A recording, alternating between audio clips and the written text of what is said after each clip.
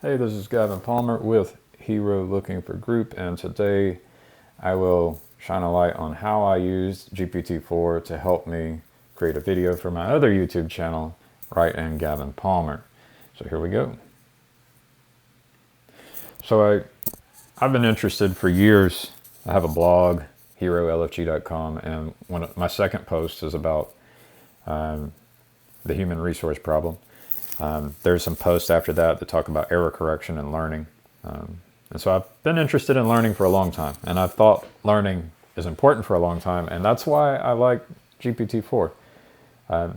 I'm able to pose questions and interrogate the large language model, and sometimes the large language model helps me. And so I think it did. And, I ended up making a video which focused on the fact that people on the internet, we have kind of a faith community. And so on herolfg.com or Hero Looking for Group YouTube channel, I've been focusing more on technology and how technology can help us. On my other channel, Write in Gavin Palmer, I tend to focus more on politics and religion. And there's an intersection there. And so here I ended up just asking the large language model, what are the reasons why people are unwilling or unable to recognize their mistakes and learn from their mistakes? And ultimately, my first two prompts weren't getting what I wanted. It was some good responses, but it provided knowledge that I tend to agree with and that I'm aware of. And, I could point out, cognitive biases. I have those, and I have ego and pride. And so, with my cognitive bias and ego and pride, I'm trying to get the large language model to agree with me, right? I want it to see the thing that I see. And that's what I'm trying to do with these first prompts. And so then I saw that there were responses. So I say, these seem like some reasons which will put blame on individuals. What are sociological reasons for why errors and mistakes are not identified? That's where so then I get some sociological reasons, right? And this is starting to get to my point, or what I'm trying to point at. And I'm trying to get the large language model to help me point at the thing.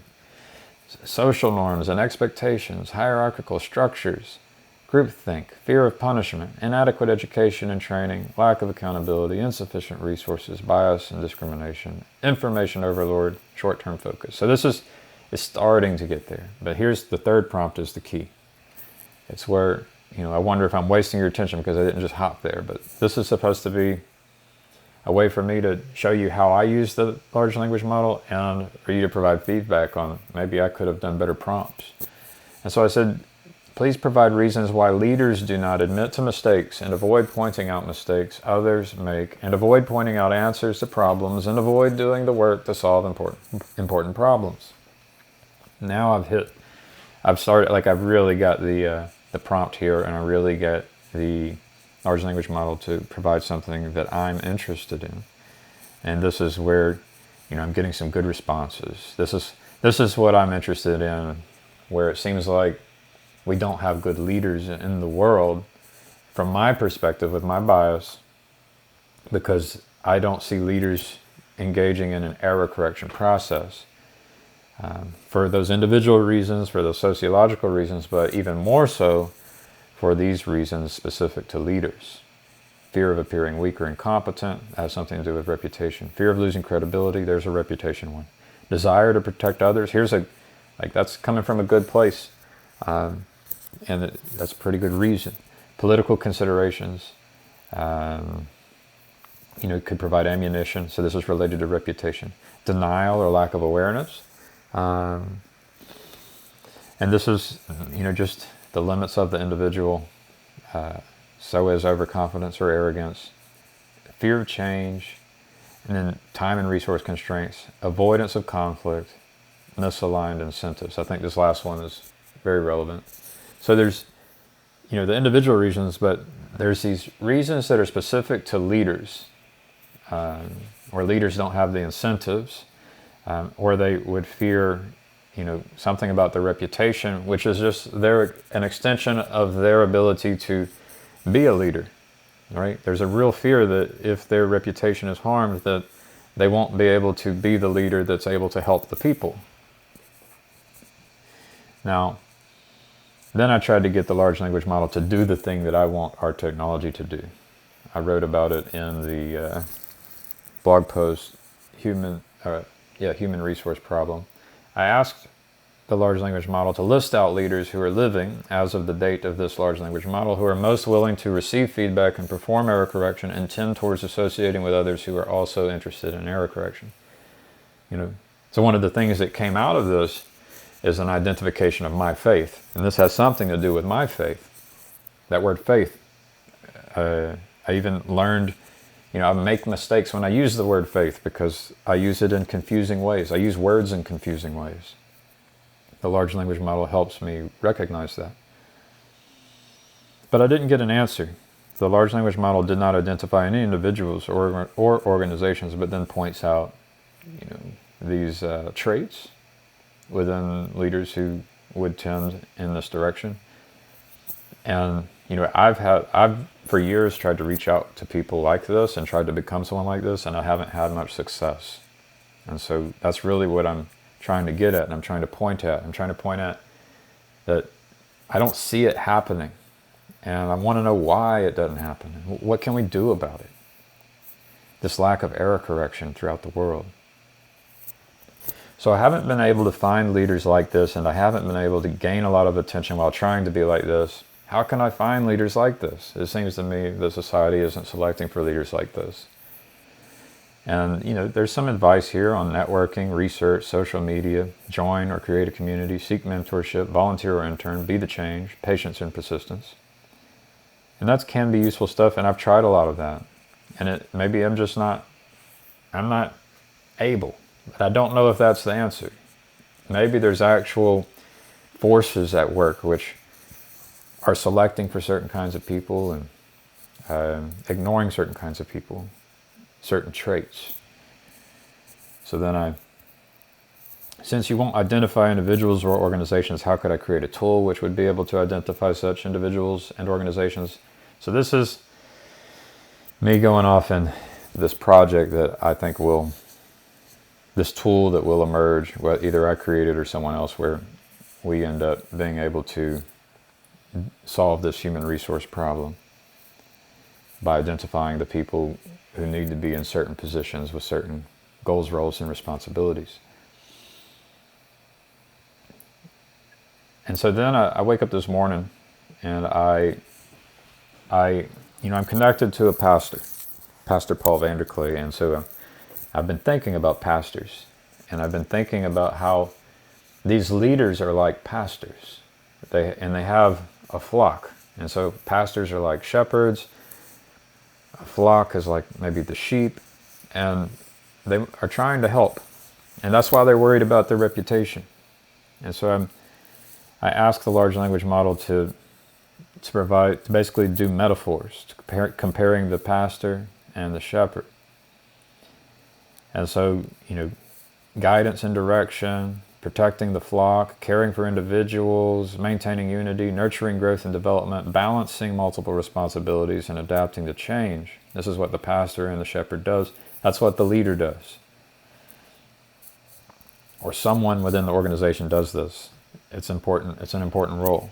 I don't know if you want to call that leader or not, but we can call it shepherd or pastor. But what was interesting here is the strong foundation of faith, and this avoiding undermining their faith. That's what I focused in on, and this is where my use of the word was a little different. The large language model got confused because I use words different than the way maybe most people use words. So I said, what percentage of the population arrive at a place in life where they do not need a strong foundation of faith? And this was an interesting path because it led me to really, at first, I realized it was using the word faith different than the way I was using the word, and this happens in human communication. And so I said, I am assuming that a strong foundation of faith included things like faith in relationships, faith in government, faith in itself, faith in the self, faith in the goodness of humanity. Are there any kinds of people who have no faith when using the word faith the way I am using it? So I had to coax the large language model into using the word the way I use it And this is hard to do with some humans. Some humans are not willing to adjust their vocabulary like this. It's hard to get past that. And so there was an apology, and then here's 3 examples of why people might not have faith. And it had, individuals who have experienced betrayals, people who have been disillusioned by the actions of government, and those who have struggled with self-esteem, or individuals exposed to stories of violence. Like, these kinds of things happen, and it can undermine faith. And this is why maybe people go have faith in something else, right, besides humans and governments and things to be created by humans. Then, I've been paying attention. I have a buddy who's an alcoholic, and so I was trying to coax the large language model into thinking about the spiritual malady and this higher power and faith, but it didn't work out very well. So I said, I changed directions. I said, with regard to my use of the word faith, list out as many possible faiths in which there can be metaphorical sheep and shepherds which help keep the sheep in the faith such that the faith is a strong foundation and is not undermined. So I've got the language model to understand how I use the word faith. And now I'm going to get the language model to list out different kinds of faith and do metaphors. And so you have faith in relationships, and there's a pointing at what a shepherd would be in this faith and what the sheep would be in this faith. It's very interesting. Faith in the government, faith in the self, faith in the inherent goodness of humanity. And it's interesting, bending the definitions and then seeing the relationships between roles like shepherds and sheep, with the metaphors. I think it's a really interesting exercise that helped me explore this territory and to think about leadership and how we can do error correction, or why we might not be able to do error correction. So faith in education, faith in science, faith in the arts and culture, faith in higher power. And then I said, please provide more examples, because I imagine there's hundreds, right? Maybe thousands. Faith in environment and nature, faith in justice and equality, faith in community and social cohesion, faith in physical and mental health, faith in work and career, faith in personal growth and self-improvement, faith in ethical and moral values. So there's all these faiths. And then there's YouTube channels associated with each of these. And there's, leaders or figures or celebrities who are like the shepherds, who are trying to build out a good foundation for the flock and trying not to undermine it and care about their reputation. So then I said, go back through the list and include the metaphorical predator, and consider where sheep from one group might be considered predators within another group. And this is where I've been trying to point, where there's these inherent conflicts of interest. There's these like invisible forces which prevent us from identifying the best shepherds who would provide the most good for the most people, and be the best shepherds of humanity across all domains of faith, broadly speaking. So, faith in relationships, there's examples of where the predator would be like this, and this is the kind of conflict, where you can point out. And you can do this with every kind of faith. Who are the predators? And what I'm trying to get at is, perhaps I'm the predator. I've noticed this in my error correction process, is that I would come into an existing faith with an existing community, with existing shepherds and existing sheep, and then I would try to do error correction, and I would be seen as a predator. Like I was literally seen as a predator, and I had to have empathy for those who saw me as a predator. Faith in science, faith in the arts, and so there's just these lists of predators and conflicts. And then I say, I tend to have faith in the ability of small groups of humans to innovate and produce goods and services for as many people as possible. In order for groups to do this, there must be error correction processes by which individuals and organizations learn and transform and increase productivity. What kinds of faith could see me as a predator? That's what I'm getting at.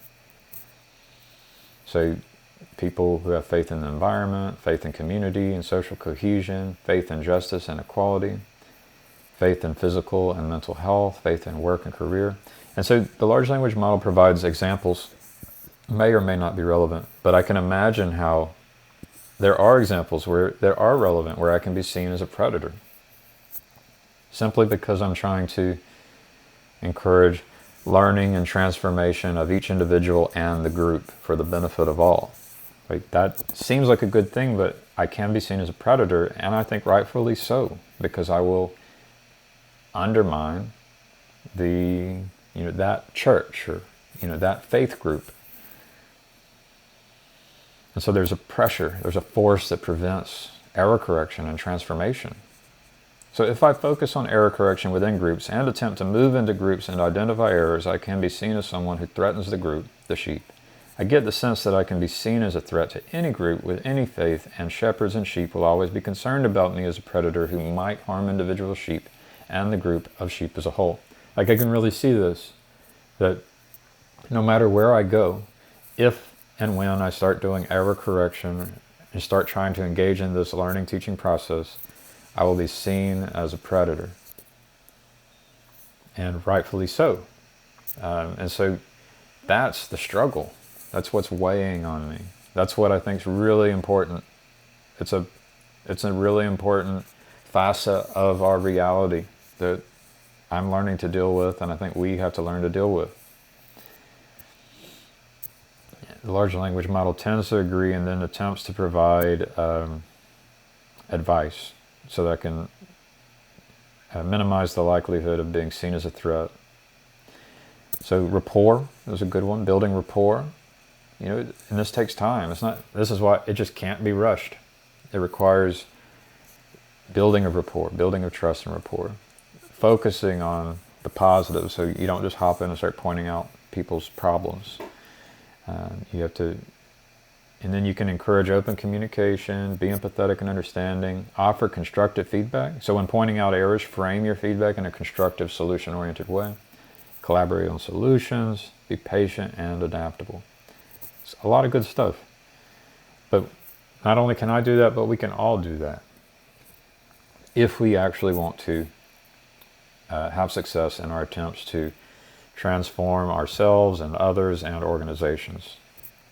So who are the predators to people who have a faith like me? Can every group that has a faith different from mine be seen as a predator to my own faith group? This is my suspicion.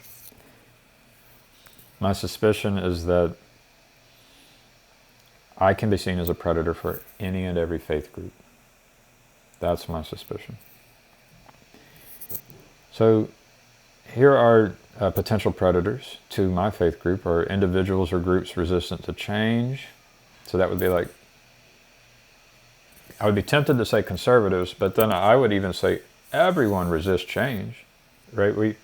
If you are someone who just changes very quickly, that's not reliable. I'm a site reliability engineer, and if you just are quickly changing, you decrease the reliability. There's more chaos, there's less trust. And so everyone is going to resist change. It's just natural. People or organizations that view error correction as a threat to their authority, reputation, or group cohesion, and may resist or undermine such efforts. So this is where I think shepherds themselves will resist this because they see that the undermining of their reputation can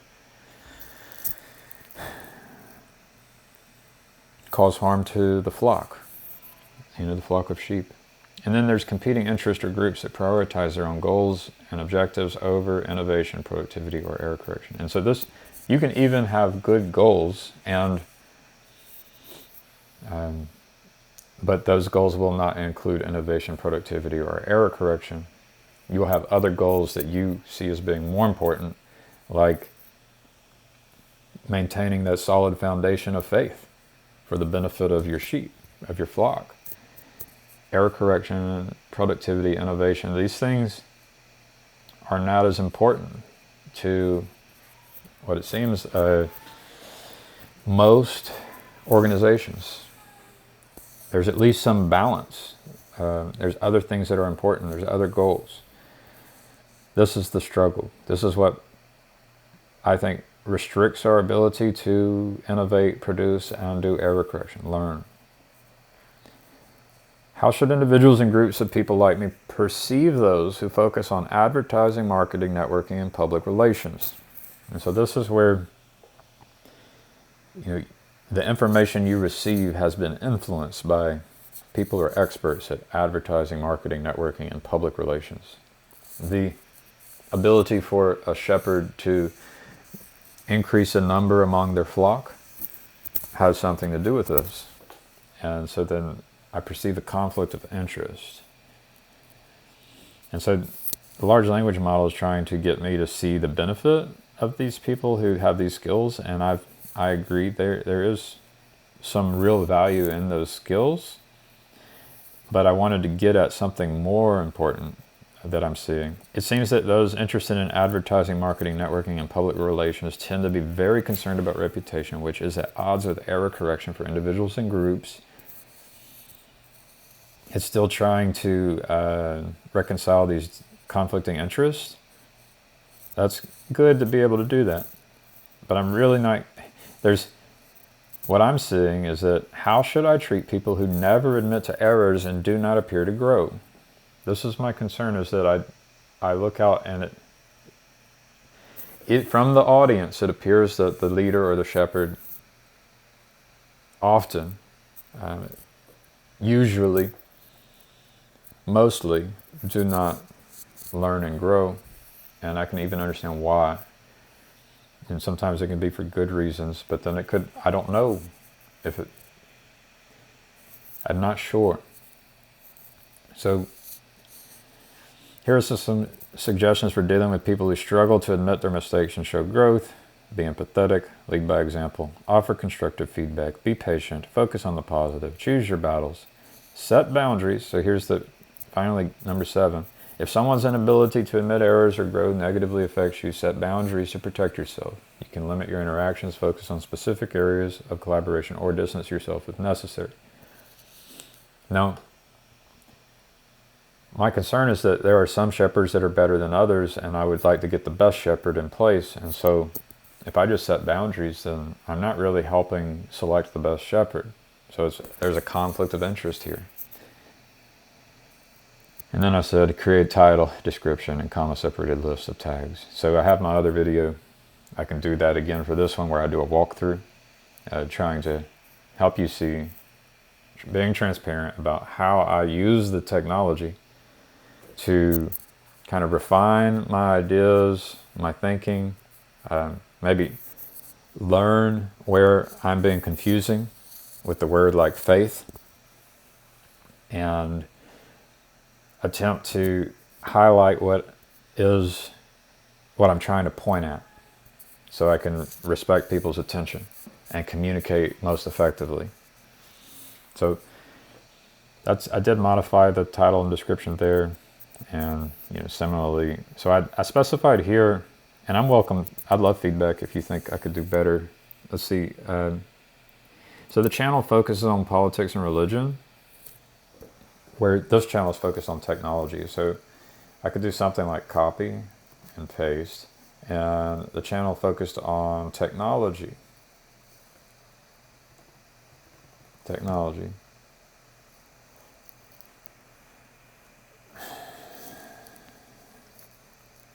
Using technology productively to help humanity. So this is a more broad channel. I'm avoiding focusing on the topics which are divisive, and focusing on the topic that can underpin everything. So technology can underpin everything, and so can, and it does, and so can like error correction process. It can underpin everything.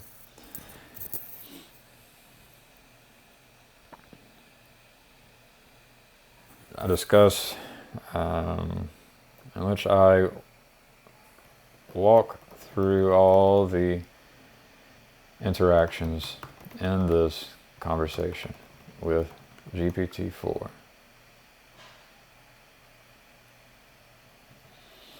To help others see how they might learn to communicate their ideas better and increase clarity for themselves and the audience. So that's kind of, I'm not good at this stuff. You could even say I have a, some people might say I have some kind of special needs. And so this is me attempting to use the technology to help me with my special needs. So I'll use this title or something like it and description and tags for this video. Let me know what you think. Have a good one.